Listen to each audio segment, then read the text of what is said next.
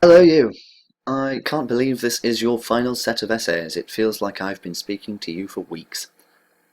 So let's get stuck in and see if we can make some final gains before you go off to sit your exam.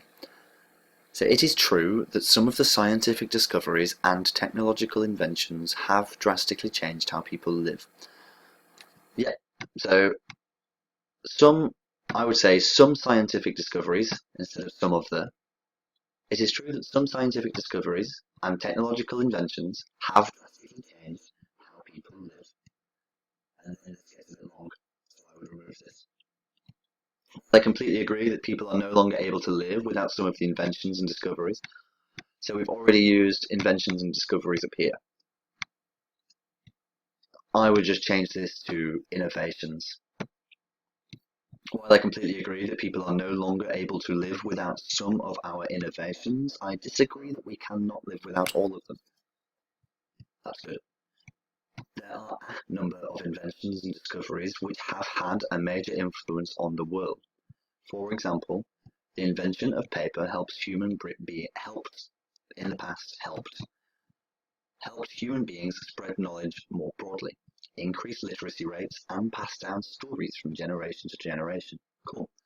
The internet is another example of our technology. Actually, no, we can stay with that. The internet is another example of technology transforming various industries such as commerce, communication, and entertainment. So let's depersonalize this. We don't want to be referring to ourselves at all, except in when we give our opinion, it's fine. So in the intro and the conclusion, but keep yourself out of it in the body. The body is for facts, no opinions here.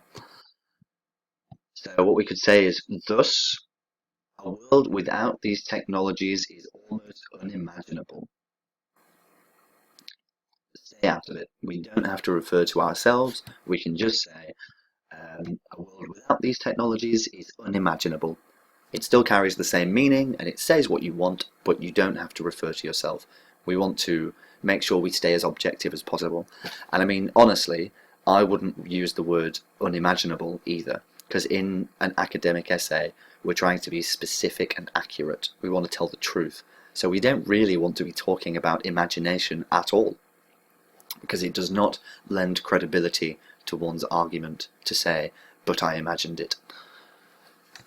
However, not all inventions and discoveries are equally impactful, as there is a proverb saying that failure is the mother of success. There are 10. So this feels a bit much. One sec.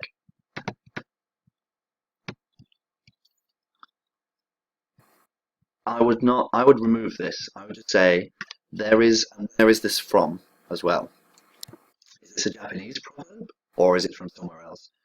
I would say, if it is Japanese, I would say there is a Japanese proverb that states that failure is the mother of success.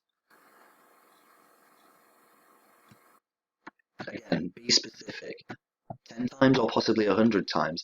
That's a massive range. That would not be tolerated in an academic essay. You must be specific. You must, if it's 10 times, say 10 times.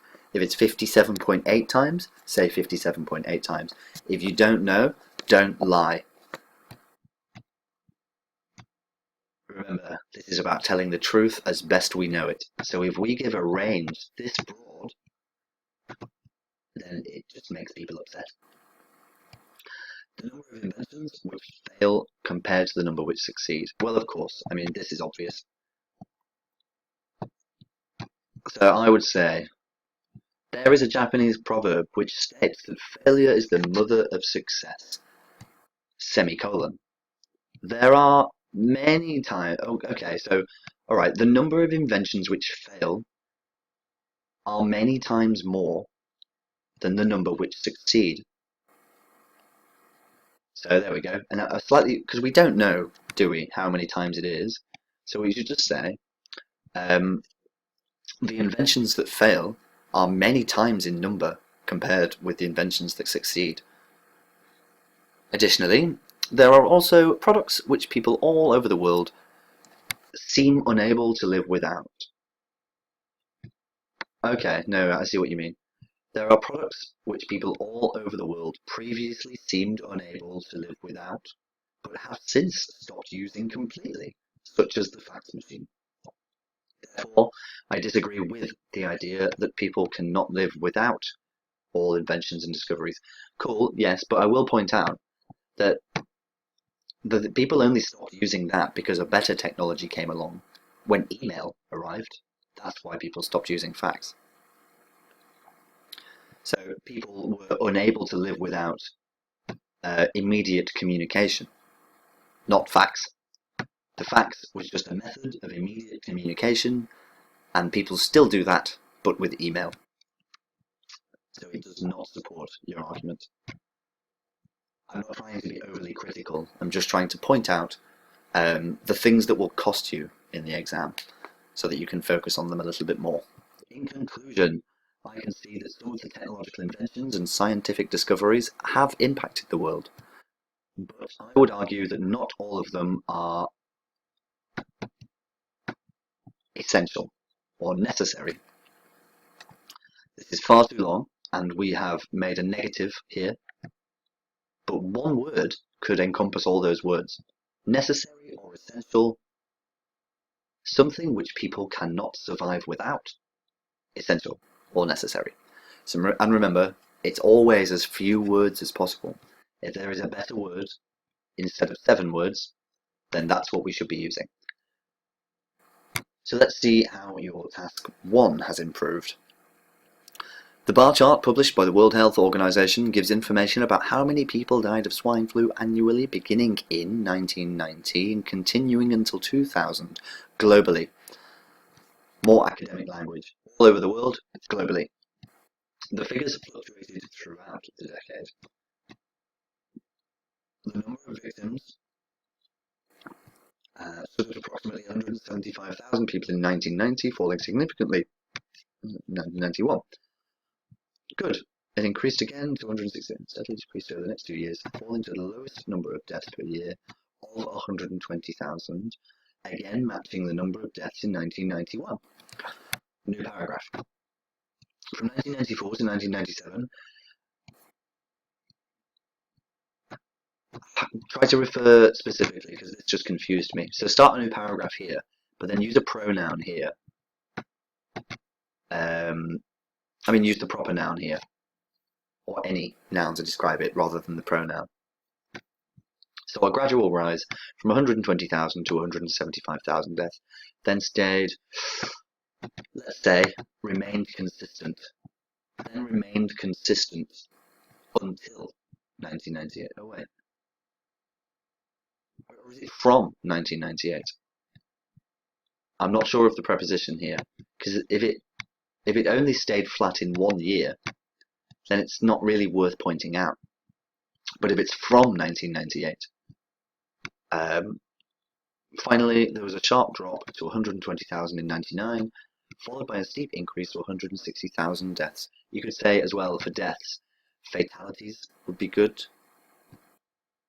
or the mortality rate is the mortality rate is the rate at which people die of a certain thing. So you can have the infant mortality rate, which is the rate at which children die during childbirth, or you can have a measles mortality rate, which is the rate at which children die annually from measles. Positive subject, eh? Oddly, the number of casualties reached both the peak and the lowest point 3 times during each period. Good. Your task 1 actually now is fantastic. Smooth, very smooth. I appreciate it. I would concentrate on maybe doing some reading. If you read and listen, so listen to some Radiolab. If you don't know what Radiolab is, it's an American podcast focused on the general understanding of science and technology. So it's quite relaxed in nature, but also quite academic in vocabulary.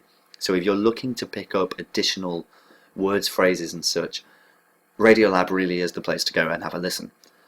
Once you've done that, then I would start reading some articles, and the best way for me to get inspired about language is to read Douglas Adams.